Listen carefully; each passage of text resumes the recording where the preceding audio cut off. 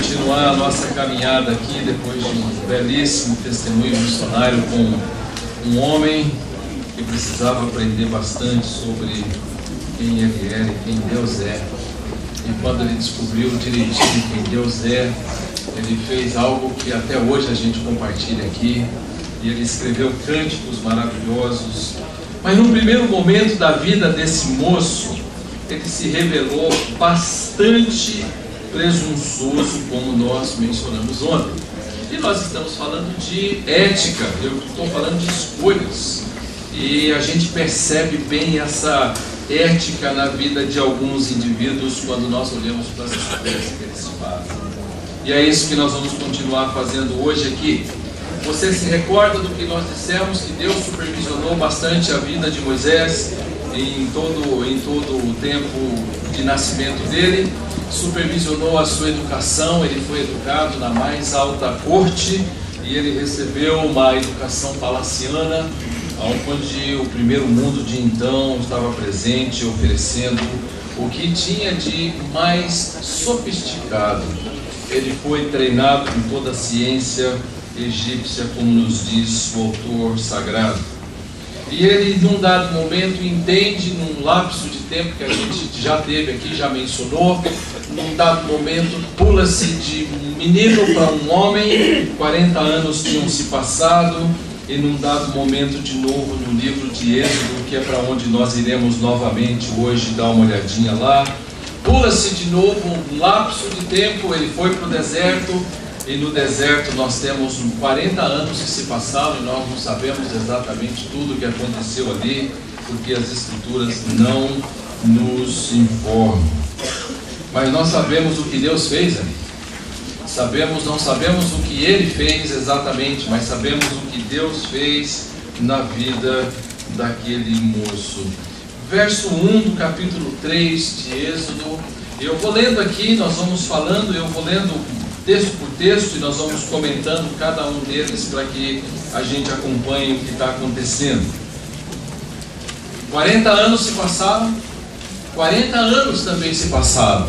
Agora nós temos Moisés com 80 anos, um garoto, um moço novo que ainda tinha gás para viver mais 40 anos.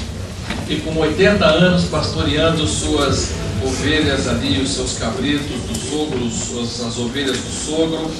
O texto diz assim: apacentava Moisés o rebanho de Jetro, 3:1, Êxodo 3:1, seu sogro, sacerdote de Midian, e levando o rebanho para o lado ocidental do deserto, chegou ao monte de Deus, ao Horebe.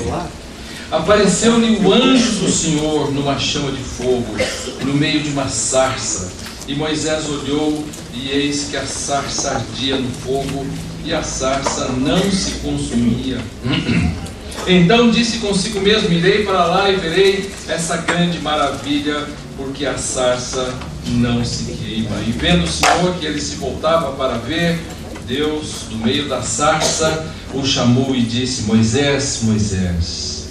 E ele respondeu: eis-me aqui. E Deus continuou: não te chegues para cá, tira as sandálias dos pés, porque o lugar em que estás é terra santa. Num dia como qualquer outro, eu fico imaginando você aqui, num dia como qualquer outro, ele ouve o nome dele no pé do Monte Sinai, e uma voz que o chama, e ele vê algo ali queimando, enfim, e ele não sabe o que é. Ele vai até lá, e ele imaginava que estaria havendo alguma coisa muito importante, e Deus atrai a atenção daquele moço por meio de um fogo que não consome o arbusto. O próprio filho estava ali, presente, o próprio Deus presente naquele lugar, uma manifestação do próprio Deus para aquele moço. E Moisés viu que era um milagre, ele disse que ele precisava ver mais de perto aquilo, e ele foi surpreendido por uma voz que o chamou 2 vezes: Moisés, Moisés. Eu tenho um amigo que ele é um missionário, né, de uma missão bastante importante aqui no Brasil, muito piedoso, né? E ele foi atravessar uma ponte ali num lugarzinho, num lugarejo em Atibaia, e quando ele estava em cima da ponte, uns amigos dele foram embaixo da ponte e chamaram o nome dele: Paulo, Paulo. E ele, muito piedoso, prostrou-se de joelhos e disse: fala, Senhor, que o teu servo ouve. E então os amigos saíram e eles disseram: rapaz, eu pensei que era Deus, eram vocês que estavam. Mas ele, muito piedoso, estava tentando imitar aquilo que outros homens santos nas Escrituras fizeram. E ele queria, de alguma maneira, corresponder ao texto que ele ouviu de Samuel e Moisés, enfim. Você pode imaginar um baita temor no meio do deserto, uma voz chamando você, e Moisés então se volta para aquele agosto, 80 anos, lembre-se disso. 80. Eu posso achar que com 60, eu já tenho mais de 60, eu posso me julgar pronto. Eu não estou. Eu posso julgar que talvez eu já tenha preparo suficiente para viver mais não sei quanto tempo, e eu não estou. Eu estou há mais de 32 anos na mesma igreja, e eu posso julgar que isso está bom demais, e não está. E Deus está dizendo para nós, para mim, para você e para todos nós que estamos na obra, de que você ainda precisa ouvir algo mais dele e aprender dele, para que os seus valores e escolhas sejam bíblicos. E então ele identifica-se nesse momento como sendo o próprio Deus e diz: tira a sandália dos pés, e você está num lugar santo, não chegue para cá. Santidade é um atributo de Deus e é também requerido dos santos. E aqui ele diz: eu sou o Senhor, eu sou o Deus do teu pai, o Deus de Abraão. E eu quero crer que ele está fazendo uma menção àquela promessa que ele fez a Abraão, de que ele vai lidar com um povo depois de 400 anos de prisão em terra estranha. Você tem isso ali em Gênesis capítulo 15, versos de 12 a 21, se você quiser ver mais tarde. É uma promessa de que Deus teria um povo e que libertaria esse povo que estaria preso. E Deus está dizendo: eu sou o Deus de teu pai. Como que talvez fazendo uma menção à promessa feita a Abraão. Deus de Abraão, Deus de Isaac, Deus de Jacó. E Moisés escondeu o rosto porque temeu olhar para Deus. Que coisa boa isso. Eu tenho acompanhado o movimento evangélico em todo o Brasil. E eu tenho sido convidado para falar em todos os grupos que você imagina. Pentecostais, outros grupos e todos os grupos. Eu tenho ido. Enquanto eles me ouvirem, e você pode ter certeza que às vezes eu ouço coisas que são terríveis, arrepiantes, pastor Marcos. E eu vejo um indivíduo dizendo: olha, Deus falou comigo essa manhã. Como? Eu estava no banheiro. Como assim? Estava escovando o dente, fazendo barba, penteando o cabelo. Deus falou comigo quando eu estava em tal lugar. E o que você fez? Eu fiquei ali parado e o Senhor conversando comigo. Eu disse: você não caiu de rosto em terra? Não é o que é esperado de quem ouve a voz de Deus? Não é o que é esperado de quem ouve a voz de Deus, de que quando ele ouve a voz de Deus, ele pensa que vai morrer? Não foi isso que o pai de Sansão disse para a esposa, Manoá disse para a esposa? Nós morreremos porque vimos o Senhor, ele nos viu. E a esposa então, mais sensata, diz: não, se Deus quisesse matar, já teria matado, fica tranquilo. E quando ele se apresenta para Moisés, Moisés faz a única coisa que um homem poderia fazer. E é isso mesmo que o irmão disse aqui. Eu falei que nós somos pequenos, né, pastor Marcos? O irmão disse assim: mas nós somos muito menores do que pensamos ainda. E o nosso lugar é de cabeça baixa, com o rosto em terra, curvados diante do Senhor. E é lá que a gente deve ir. E nós não devíamos deixar esse lugar em momento nenhum, nem quando nós tivermos o máximo dos treinamentos que nós podemos julgar que nós temos. Os testemunhos dos irmãos aqui é impressionante. Todo mundo trabalhando em lugares, levando pessoas, hospitais, crianças, cadeia, pessoas que estão tirando mato, construindo igreja no meio de um ambiente hostil, de joelhos, estão lá curvados. Esse é o caminho que a gente deve fazer. Deus está fazendo a obra dele. E eu posso julgar que num dado momento eu já estou pronto. Eu não estou, em momento nenhum. E eu posso julgar que agora eu não preciso mais ouvir ninguém. E eu não tenho mais a quem prestar contas. Eu vou dar um dado para você que o Dr. Howard Hendricks deu em 1988. E ele disse assim, num grupo de mais de 200 pastores, uma parcela considerável envolveu-se em adultério, lá na outra América. E então ele mencionou que foi dar uma olhada nessa estatística para ver o que tinha lá. E ele percebeu de que esses tantos pastores, um grupo enorme de pastores, esses tantos pastores, mais de uma centena, que haviam cometido adultério, eles não prestavam conta para ninguém. Eu prestar conta para alguém? Isso não fere a ética. Isso não é... Enfim, eu vou contar os meus podres para um colega, aonde ele vai me ouvir. Eu vou dizer para você uma coisa, eu tenho meus amigos. Os meus amigos, eles têm autorização minha para ligar para mim e dizer assim, e aí, o que você está pensando? E eu tenho a liberdade de dizer para eles claramente tudo que eu estou pensando, e nós temos que prestar conta. O que você está fazendo? E esse moço está curvado aqui, eu preciso aprender a me curvar, ouvindo pessoas que podem me ensinar, podem me aconselhar, podem dirigir minha vida, e eu preciso ter esse grupo para me fortalecer. Amém. Porque se tem uma coisa que nós pastores somos, é arrogantes. Não queremos ouvir.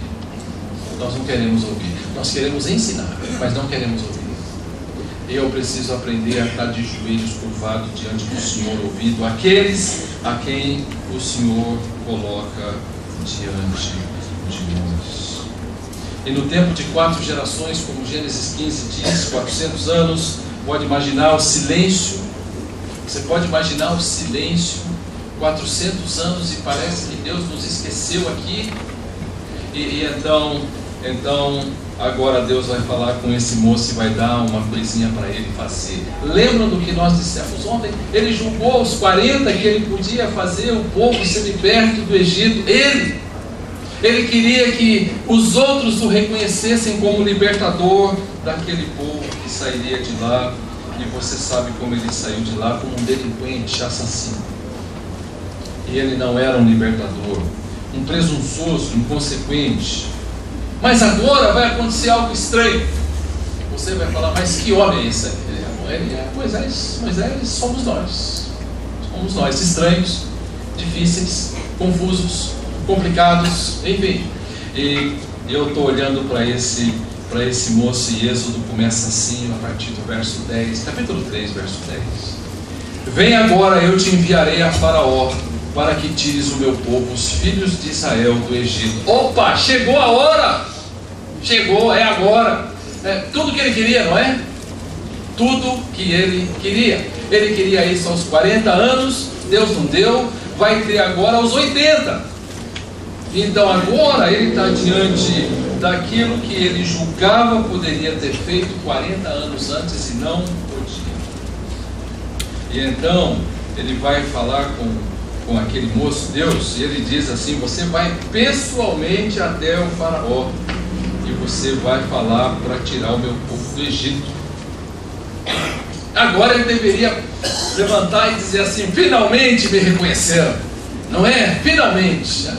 Eu tenho alguns indivíduos que querem ir para missões, às vezes passam na igreja, eu digo para eles, viva a vida da igreja, lava o banheiro, arruma as cadeiras, deixa a igreja reconhecer você. E eles não querem esse tempo. Eles não querem ser reconhecidos pela igreja por esse tempo. Então eles têm seus arroubos independentes da igreja, e eles saem. Mas eu estou aqui pedindo para esse moço, agora que você pode, agora depois de 40 anos, agora que você está bem treinado no deserto, está queimadinho, está forte, pode ir para lá, então agora começa um outro discurso. Mas esse moço é enrolado, né? E aí ele vai dizer assim no capítulo 3, versículo 11, e ele vai fazer um comentário bem interessante, ele vai levantar 5 objeções. Então disse Moisés a Deus, quem sou eu para ir a Faraó e tirar do Egito os filhos de Israel? Mas não é estranho? não era esse o moço que tinha matado um egípcio e livrado 2 hebreus? Não é estranho que esse moço agora esteja fugindo daquela situação? Quem sou eu para ir até o faraó? Você ouvindo isso no primeiro momento, você vai dizer: esse moço é humilde. Eu vou garantir para você, não. E eu vou dizer para você não, porque Deus disse isso para ele. E como nós temos que sempre fundamentar as nossas posições nas Escrituras, o que Deus disse para ele foi pior do que a gente pode imaginar. Nós poderíamos pensar que 40 anos de deserto treinou esse moço em toda a piedade, treinou esse moço em humildade, e ele agora está pronto para dar passos e fazer escolhas piedosas. Mas não é isso que a gente vê. Ele está olhando para si e para os seus enganos e para os seus equívocos do coração. Durante o tempo em que eu era aluno de primária, e ginásio, não existe mais isso, e colégio, não existe mais isso também. Hoje é ensino fundamental 1 e 2 e ensino médio. Pois é, eu estudei no grupo escolar, né, faz bastante tempo. Eu não apresentava um único trabalho em grupos, um único. E quando eu fazia parte de grupos, eu dizia assim: eu pesquiso tudo o que você quiser, mas você apresenta. Morria de medo de falar em público. Mal sabia eu que Deus tinha destinado para a minha vida, não é? Mas sabe qual era o meu motivo? O que vão pensar de mim? O que vão pensar de mim? Moisés aqui nesse momento, ao invés de ser humilde, e ao invés de ser um moço quebrantado, ele está sendo um moço arrogante, e ele está dizendo: eu ir para lá, quem sou eu? Mas é Deus quem está mandando você ir para lá. E ele está dizendo para Deus: quem sou eu? Você está questionando o Senhor, não é? Então Deus pacientemente responde às 5 objeções dele. Deus lhe respondeu: eu serei contigo. Basta, né?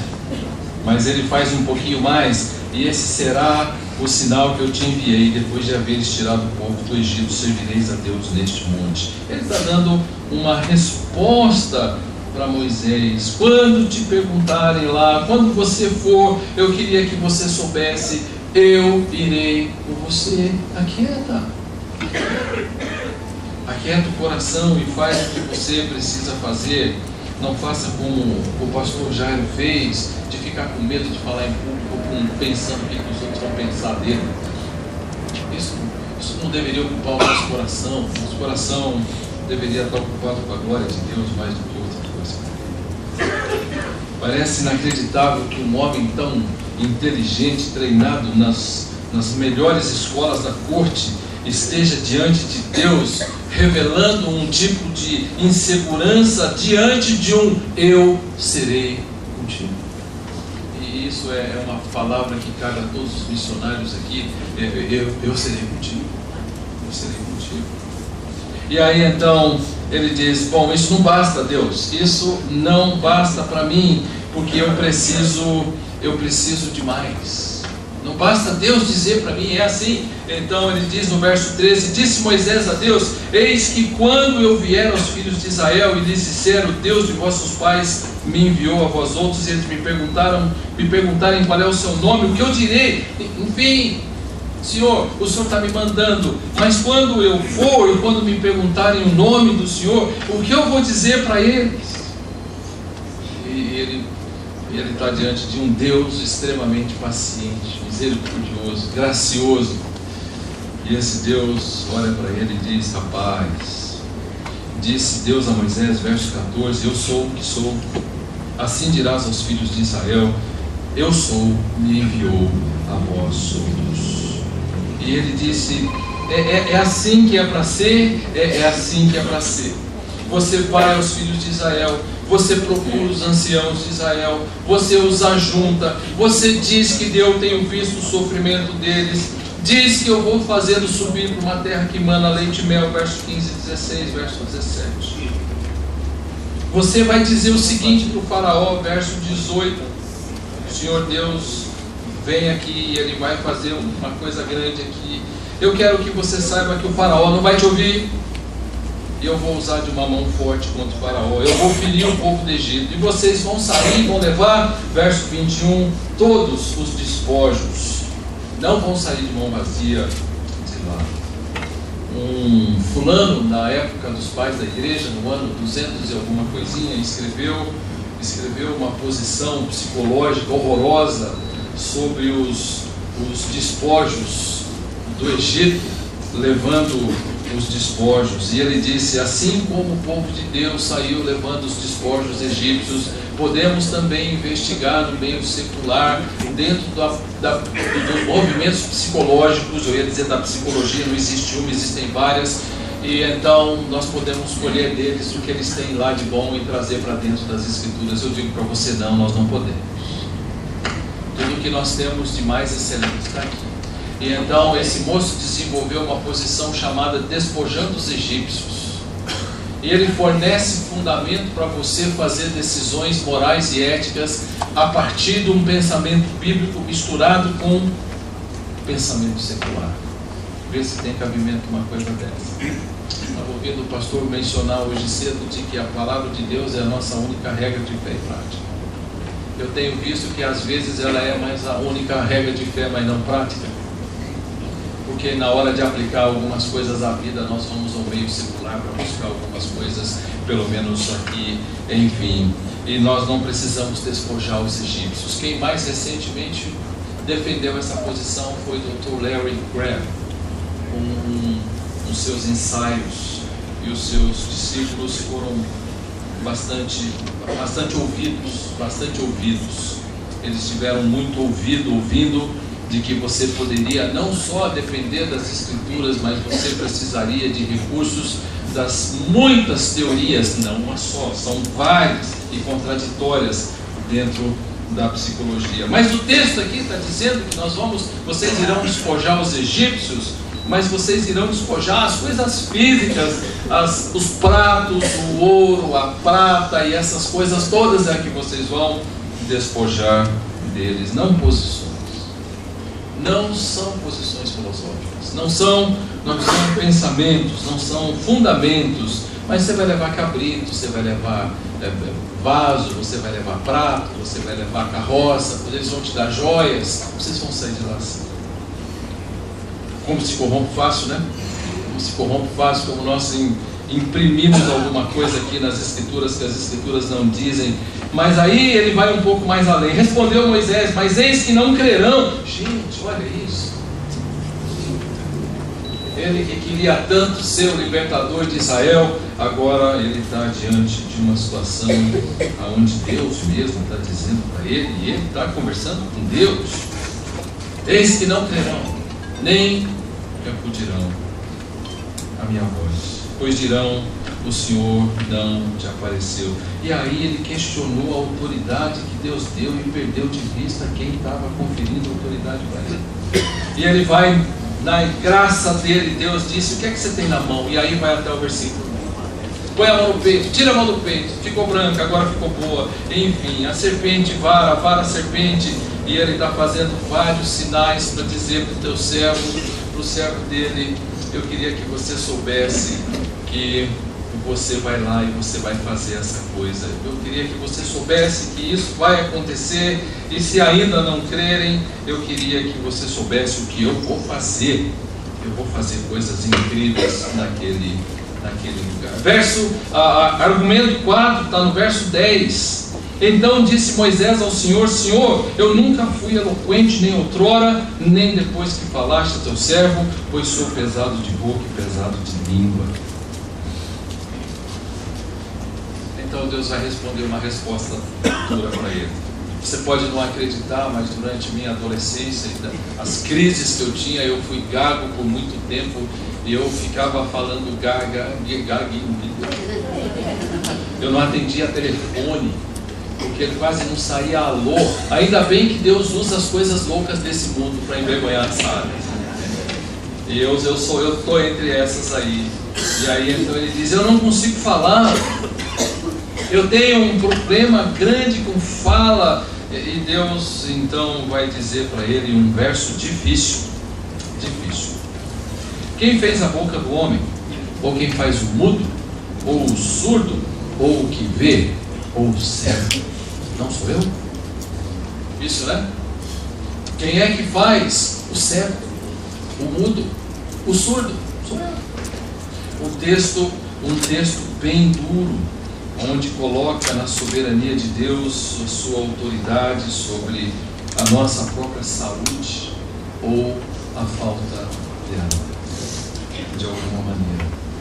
E Deus estava levando Moisés a entender um fato: eu sou, está enviando você, e eu, enfim. Aí ele vai no verso 13, nós estamos chegando já naquele ponto em que você vai perceber quantas decisões importantes ele tomou. Verso 13, ele respondeu: Senhor, envia aquele que há de enviar menos a mim. Bom, é o contrário exatamente de tudo que nós estamos ouvindo aqui, né? Nesse momento, sabe o que Deus faz? Verso 14, acendeu-se a ira do Senhor contra Moisés. Nenhuma humildade aqui. Deus não fica irado. Deus honra o humilde. É isso que a Escritura diz. Mas Deus naquele momento olhou para Moisés, irou-se contra ele, e naquele momento disse: tá bom. Que coisa, não? A graça de Deus acompanhando as dúvidas do seu servo. E aí então Deus diz para ele: não é Arão o levita, teu irmão? Eu sei que ele fala fluentemente. Eis que ele sai ao teu encontro, e vendo-te te alegrará o coração.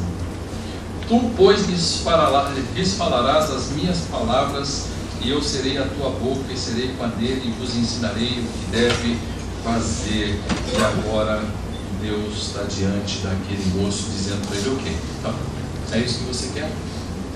É isso que você tem? E ainda bem que Deus não ouve algumas das nossas orações como nós gostaríamos que Ele ouvisse e respondesse. Ainda bem que Deus muitas vezes, Ele não nos responde como nós gostaríamos. Moisés, você vai. Bom, você vai. Vai alguém com você que vai te dar um trabalho danado no deserto. É isso que você quer, né? Eu não queria, mas é isso que você quer. Então você vai. Você vai. E Deus disse para ele: eu não vou abrir mão de enviar você, porque é isso que eu quero. E essa é a minha vontade soberana. O que você está vendo aqui não são argumentações de um homem humilde, mas de um argumentador resistente. Ele foi de um presunçoso até um argumentador. Ele deixou de ser um presunçoso, um indivíduo arrogante, para ser um argumentador resistente. Ele foi de um extremo ao outro. Aos 40 ele era um, aos 80 ele era outro. O que esse moço aprendeu no deserto? E embora bastante bem treinado ali, ele foi agora diante de Deus e disse: eu não quero ir. Deus disse: você vai levar esse homem com você.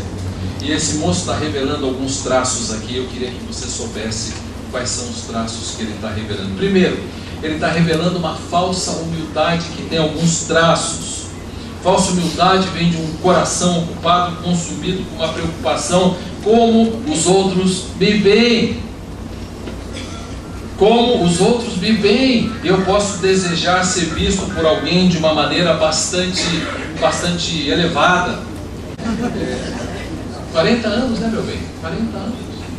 Então nós pegamos o álbum lá, eu abro o álbum: olha, fulano, meu padrinho, puxa, não está mais na igreja. Esse outro padrinho também não está mais na igreja. E esse outro aqui também não. Todos eles menos um foram excluídos da igreja por mim. E você vai dizer o quê? Então, depende do que eu quero. Se eu quero ter um tipo de relação com um conchavo ou não. Eu não posso ceder a certos valores e padrões. Não posso ceder porque o indivíduo foi meu amigo, meu parente. Amém. Eu preciso tomar uma decisão não baseada numa ética situacional. Depende da situação, é assim, depende do sábio. Os valores, de certa maneira, isso é assim, mas eu não posso abrir mão daquilo que é essencial nas Escrituras de jeito nenhum.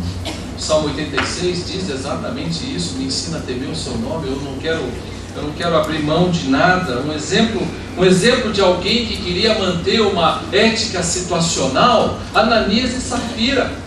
Ananias e Safira. Eles não estavam ali por causa de dinheiro, acredite nisso. Eles estavam ali por causa do capítulo 4. Nós estamos no capítulo 5, de 1 a 10. No capítulo 4 termina com um texto falando de um moço chamado Barnabé, que deu tudo o que ele tinha. E então Ananias e Safira pegam tudo que tinha, tira uma parte, entrega e diz: é tudo que eu tenho. O negócio ali era manter a sua imagem, prestígio, como Barnabé tinha. Só que Barnabé era honesto, sincero, e eles não, por isso morreram. Ainda bem que Deus não faz isso conosco hoje. Ainda bem. Porque senão nossas igrejas estavam e não tinha pregador também.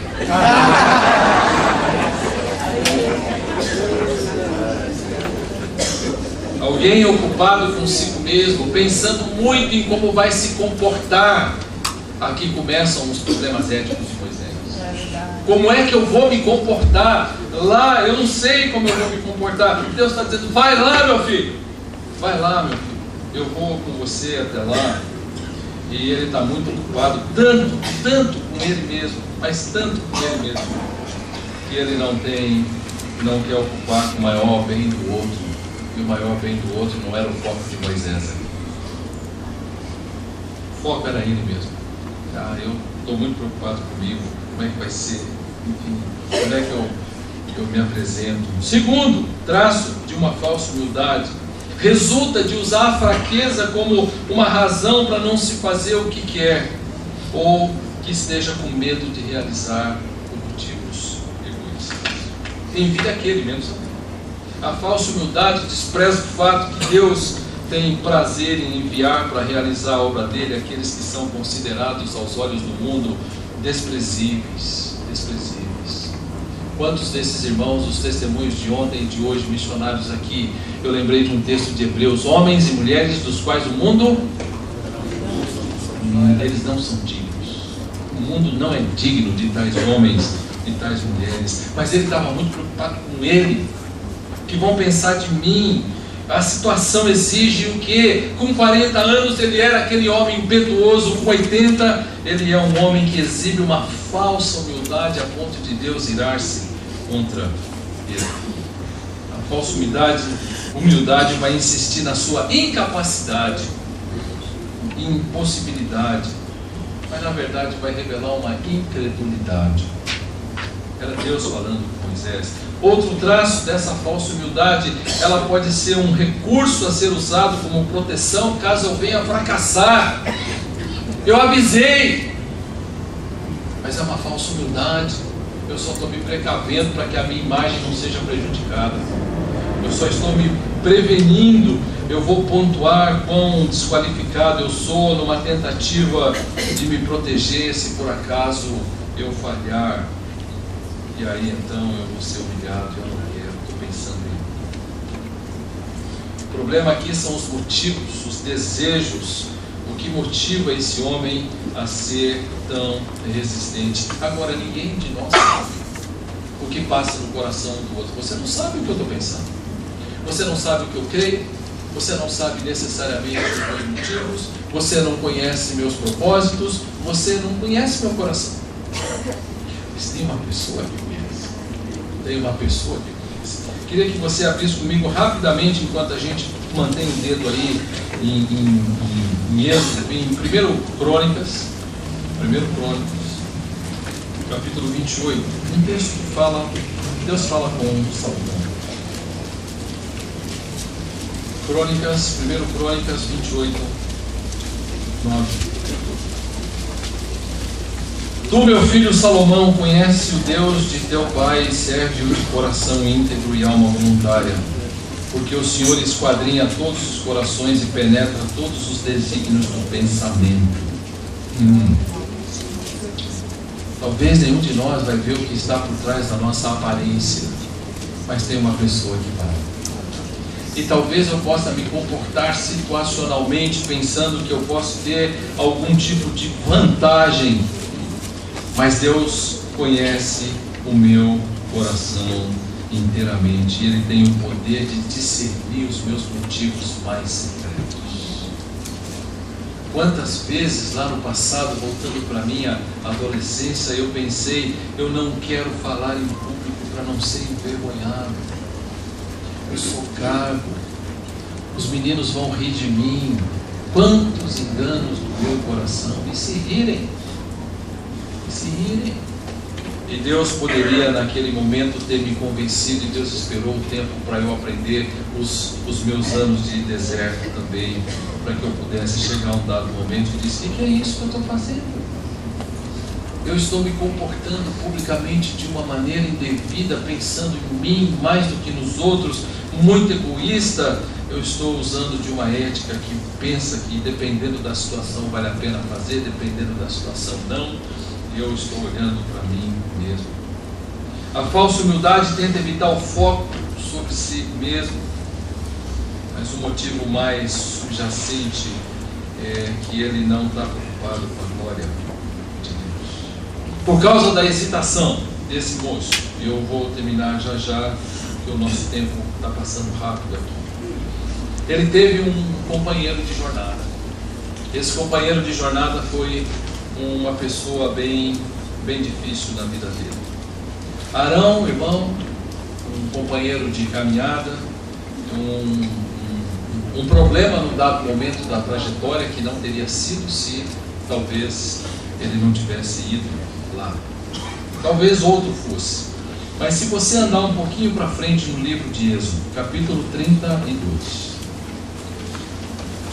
Cadê o pastor Manuel Cano com a plaquinha? Quanto tempo eu tenho aqui? Tenho 5 minutos, tenho 10 minutos. Pastor Marcos está aí? Não, tem o que mais? 5 minutos, 10 minutos? 11, 20? Um pouquinho mais? Tá bom, vou falar uma hora. Ninguém respondeu, vou falar uma hora. Pode não. A partir do versículo 1 em Êxodo 32. Veja você. Arão usou de uma ética situacional. O que é a ética situacional? Disse que eu não vou. Opa! Olha, o fulano disse que não está. É isso que é para dizer que você não está. Uma ética situacional. Mente lá, não sei aonde. É uma ética situacional. Fala aquilo que você deve falar para obter a vantagem e o apoio das pessoas. Esse moço fez isso, verso 1. Mas vendo o povo que Moisés tardava em descer do monte, acercou-se de Arão e lhe disse: levanta-te, faze-nos deuses que vão adiante de nós. Pois quanto a este Moisés, o homem que nos tirou do Egito, não sabemos o que lhe terá sucedido. E Arão naquele momento ficou o quê? Olhando para a ética, dizendo: o que é que eu faço? O que é que eu faço? E então ele disse: então faz assim, tira as argolas de ouro das orelhas das vossas mulheres. Todo mundo usava bastante coisa lá no corpo, né? Dos vossos filhos e filhas, e trazei-las. Então todo o povo tirou das orelhas as argolas e as trouxe a Arão. E este, recebendo-as de suas mãos, trabalhou o ouro com buril e fez dele um bezerro fundido. Tinha muita argola lá. Não era nada para usar agora. E então disseram: são estes, ó Israel, os teus deuses que te tiraram da terra do Egito. Arão, a partir do versículo 21. Aí mesmo, 32, 21. Depois perguntou Moisés a Arão: que te fez esse povo que trouxeste sobre ele tamanho pecado? Olha, se não fosse trágico, seria uma coisa muito engraçada. Então ele diz assim: respondeu-lhe Arão: não se acenda a ira do meu senhor. Tu sabes que o povo é propenso para o mal. Não é interessante isso aqui? Ele que tomou a decisão, e o povo é que é propenso para o mal. Pois me disseram: faze-nos deuses que vão adiante de nós. Pois quanto a este Moisés, o homem que nos tirou da terra do Egito, não sabemos o que lhe há acontecido. Então eu lhes disse: quem tem ouro, tire-o. Deram-me, e eu lancei no fogo, e saiu esse bezerro. Engraçado, né? Joguei lá o negócio, saiu. Saiu mexendo. Que coisa horrível. Foi aquele que Moisés pediu que fosse porque seria a boca dele. E certamente quando eu temo homens, eu vou criar, eu vou ter armadilhas. E eu vou fazer essas armadilhas. E então, tendo a ser uma pessoa que caminha pensando numa ética mais relacional, essa vista agora na vida de Arão. Em último lugar, eu já termino, pastor Marcos. Humilde, esse é mais um traço, está disposto a aceitar a desonra.